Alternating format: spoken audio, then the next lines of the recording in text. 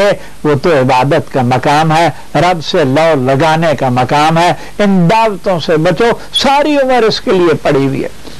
आपको आंखों के, जुबान के, कान के गलत इस्तेमाल से बचना है, महरम और नामहरम की तरतीब को रखना है। वला जिदाला बहुत ऊंची बात है। मैं आपको यकीन दिलाता हूं कि अगर सारी कायनात के एडमिनिस्ट्रेटर्स इकट्ठे कर लिए जाएं और आला तरीन इंतजामात कर दिए जाएं, लाखों में दरमियान इकट्ठे कर लिए जाएं, सारे के सारे फेल हो जाएंगे।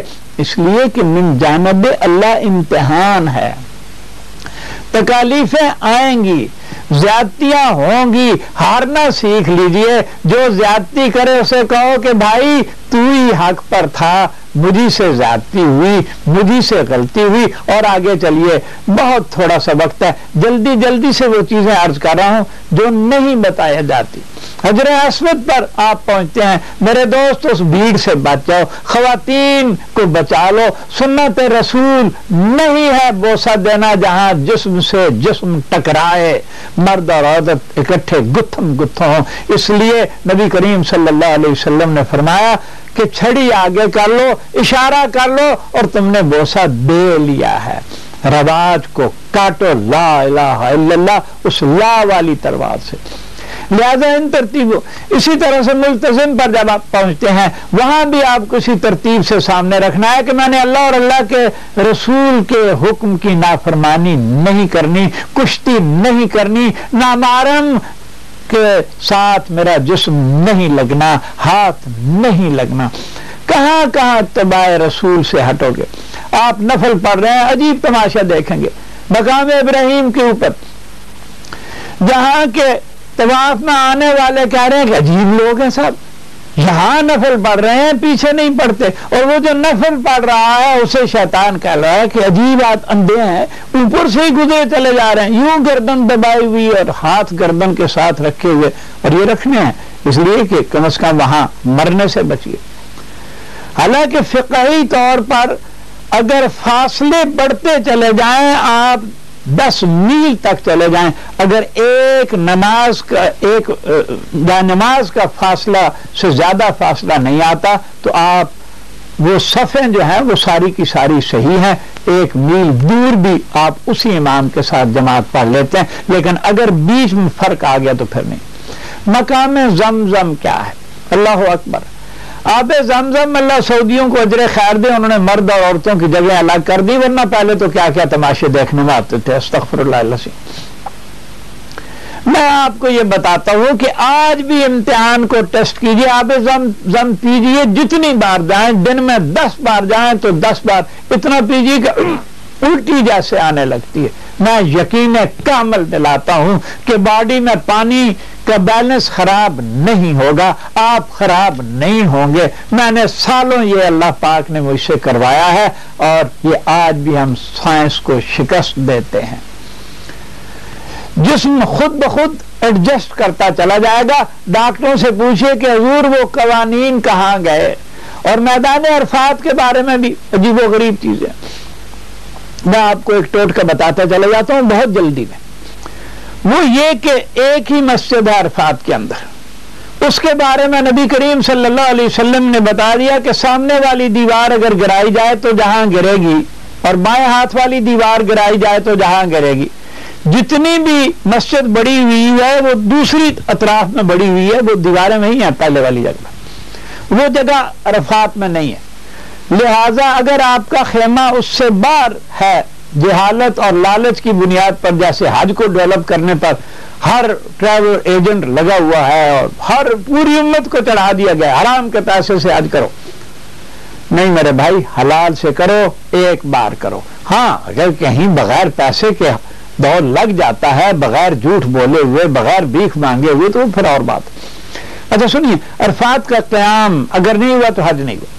तो मैं टोटका बता रहा था कि मस्जिद से निकलिए और सामने देखिए जबल रहमत को, वहां भी कुश्तियां हो रही होंगी। अस्तग़फिरुल्लाह अज़ीम। बाबा, जबल रहमत पर चढ़ना सुन्नत रसूल नहीं। हिम्मत है, जवान है, वक्त है, कोई हरज नहीं है, लेकिन अगर नहीं है तो پھر اسے مت کیجیے. جبل رحمت اور اس مسجد کے درمیان ایک قدم ایک سیکنڈ کے لیے بھی آپ نے رکھ لیا تو مبارک ہو، آپ کا حج ہو گیا. پھر وہ اگلی ترتیب آتی ہے کہ کس طرح آپ نے مغرب سے پہلے نہیں نکلنا، اور پیسے بٹورنے والے کس طرح وہاں اکٹھا ہو کر آپ کو نکالنا چاہیں گے. آپ نہ نکلیے، پیدل چلتے رہیے جب تک کہ وہاں رات نہیں ہو جاتی. پھر وہ مزدلفہ کا قیام آئے گا، وہاں بھی گاڑیوں والے آپ کو آگے جا کر پھینکیں گے. جہاں کے عذاب ہوا تھا اللہ کے رسول نے منع کر دیا ہے، نیا آدمی ان جگہوں کو نہیں پہچان سکتا. لہذا ٹوٹکا یہ ہے کہ مسجد سے پیچھے پیچھے رہیے، عرفات کی طرف، مسجد سے آگے نہ جائیے. اور پھر جو صبح آپ کے ساتھ کام ہوگا، دڑا دڑا گانے دینی شروع کر دیں گے 3 بجے رات کے ہی. بالکل اذانوں پر کوئی عمل نہ کیجیے جب تک سورج واضح نہیں ہوتا کہ فجر ہو رہی ہے، اس وقت تک آپ نے آگے نہیں بڑھنا ہے. اور اب اللہ اکبر، طواف وداع یاد رکھیے کہ یہ صرف یہ نہیں ہے کہ ادھر پیٹھ نہ کرو،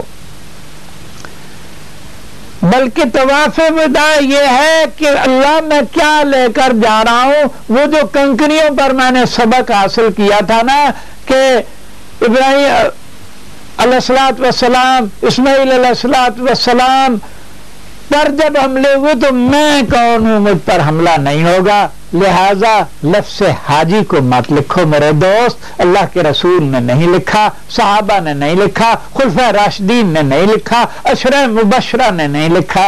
کیوں پگلے بنتے ہو؟ کیوں اپنی نیکیوں کو تباہ کرتے ہو؟ یادیں لے کر طواف وداع.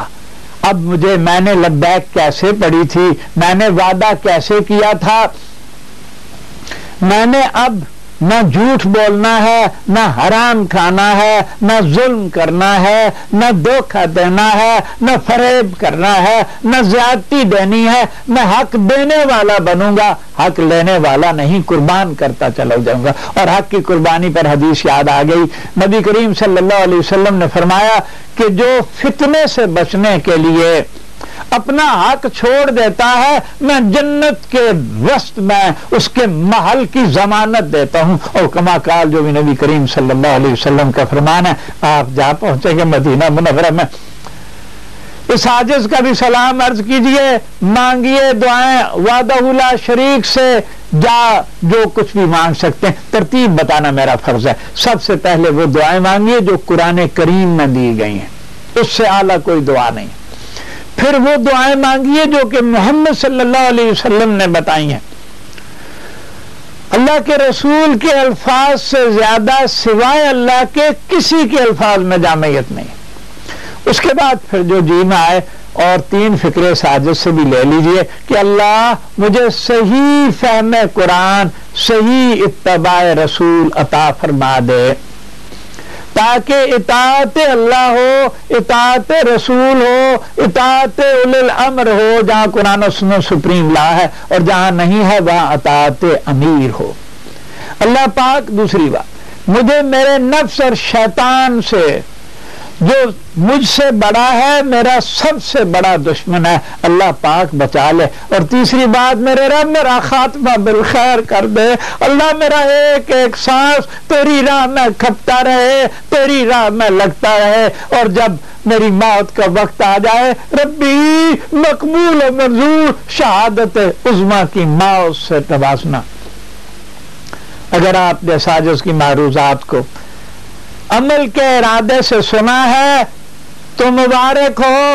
آپ یقیناً صرف ایک حج کریں گے، حلال سے کریں گے، حلال و حرام کی قیود سے کریں گے، اور جب لوٹیں گے تو یہ نشہ نہیں ہوگا. یہ رزق حرام سے تو آپ نہیں گئے تھے، خواتین کے چہرے تو ننگے نہیں تھے. آپ ایسے لوٹیں گے جیسے آپ ابھی پیدا ہوئے ہیں، گناہوں سے پاک. اللہ آپ کو بھی کر دے، اس عاجز کو بھی کر دے. اسی کے ساتھ السلام علیکم ورحمۃ اللہ وبرکاتہ.